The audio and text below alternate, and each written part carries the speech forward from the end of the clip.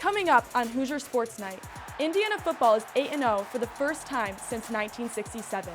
We have the details from the sold-out win for backup quarterback Taven Jackson.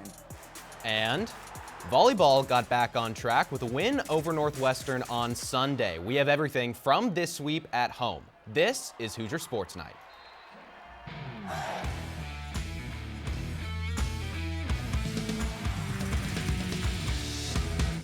Hello, and welcome to Hoosier Sports Nite. I'm Mary Kate Sullivan. And I'm Graham Nash. Mary Kate, I gotta ask, did you go to game day? Yes, I did, and I actually woke up at 3 a.m. It was a lot of fun. Wow. Did you? I did not. I was watching from home, but it was a good time still watching that and the football game.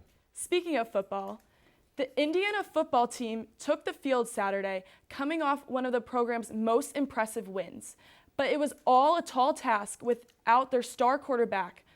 Our own Ben Haller has more. I said really good teams, championship teams, they find ways to win games. And that's what we did today. We found ways to win a game. Well, it was no Rourke, no problem today for the Indiana Hoosiers and their 31-17 win over Washington. They stay undefeated and still have not trailed through 8 weeks, thanks to domination on the ground game and 123 yards from Justice Ellison. We've been very consistent on the offensive line, and we matched up well against Washington, honestly. I mean, it's everything you work for in the offseason. I mean, you work so hard for those moments as a running back because you know that's what the team needs you to do. It's nowhere near about Justice Ellison because it's not about me at all. It's about this team.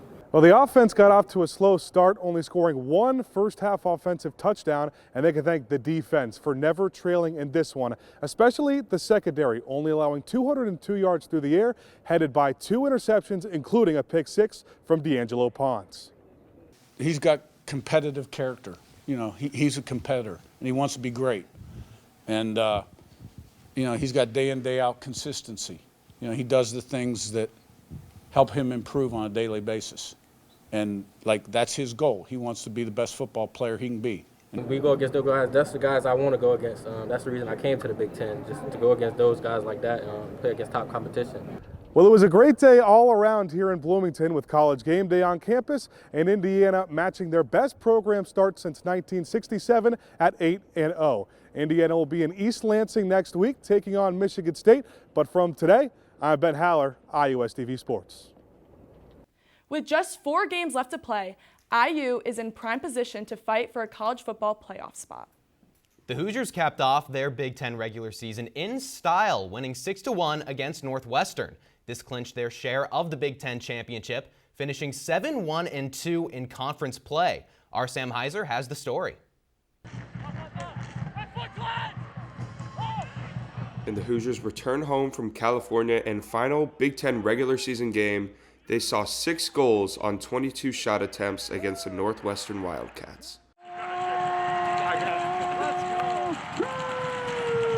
The goal scoring started as early as the 16th minute as Sam Sarver kicked things off and finished in the 87th with Charlie Hewers. Tommy Mahalik also put up 2, as well as Justin Weiss. I mean, we always knew we could do it. It was never, I don't think we're surprised that we're scoring a lot of goals right now. When you look in the locker room, there's guys who can, finish chances, who are dangerous players. This Big Ten game clinched the Hoosiers their 19th ever Big Ten regular season championship. A prolific barrage of goals saw the Hoosiers put up 6 points on the Northwestern Wildcats compared to their only 1. This is their 19th Big Ten championship and their second year in a row where they've won the regular season in the Big Ten. Coach Yeagley says that this team, though, is still ultimately hungry. They're looking forward to the rest of their season, or as Tommy Mahalik called it, the beginning of their season. I agree. They're enjoying this. We will enjoy it, but they are hungry. They are feeling it right now. With this championship, Tommy Mahalik had the Kobe Mamba mentality as he thinks the season's not even close to being done and the Hoosiers are not finished. Yeah, I mean, it doesn't get old for sure. But we come in every year with the goals of winning, obviously three championships, and this is only the first one. Any player can do anything on this team. So With one more regular season home game at Trine University, the Hoosiers are looking forward to Sunday when they figure out who they play in the Big Ten tournament. For IUSTV Sports, I'm Sam Heiser. With the Big Ten tournament coming up, Indiana will cap off their regular season against Trine University in Bill Armstrong Stadium. The Indiana field hockey team took on 2 top 7 Big Ten opponents over the weekend. On Friday, the Hoosiers headed to Columbus to face third-ranked Ohio State. The game went into overtime and then to penalty shots, where the Hoosiers were unable to pull out the win. The Hoosiers then headed up to Ann Arbor to face number 7-ranked Michigan.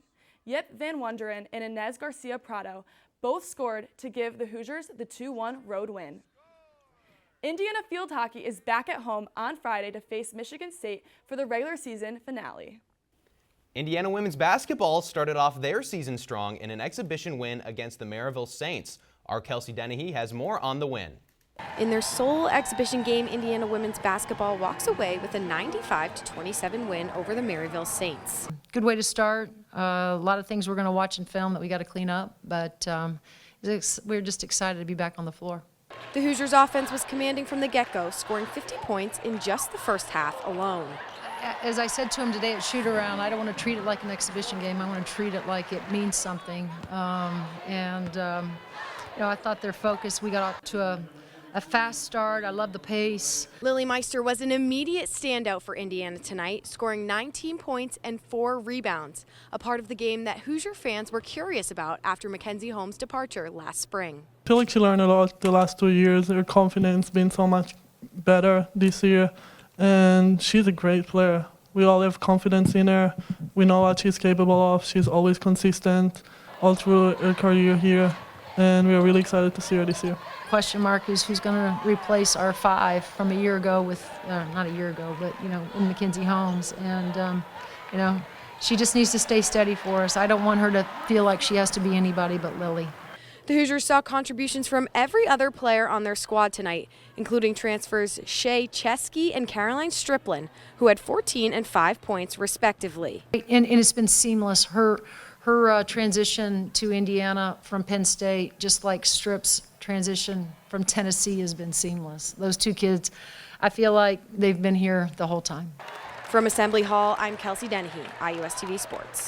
Indiana women's basketball starts their season on the wrong foot, dropping their exhibition to Maryville Saints. Our Kelsey Dennehy has more on the loss. Coming up after the break, we crown this week's Hoosier Highlight Athlete of the Week. And men's basketball season is upon us. We'll give you the latest on their trip to Tennessee.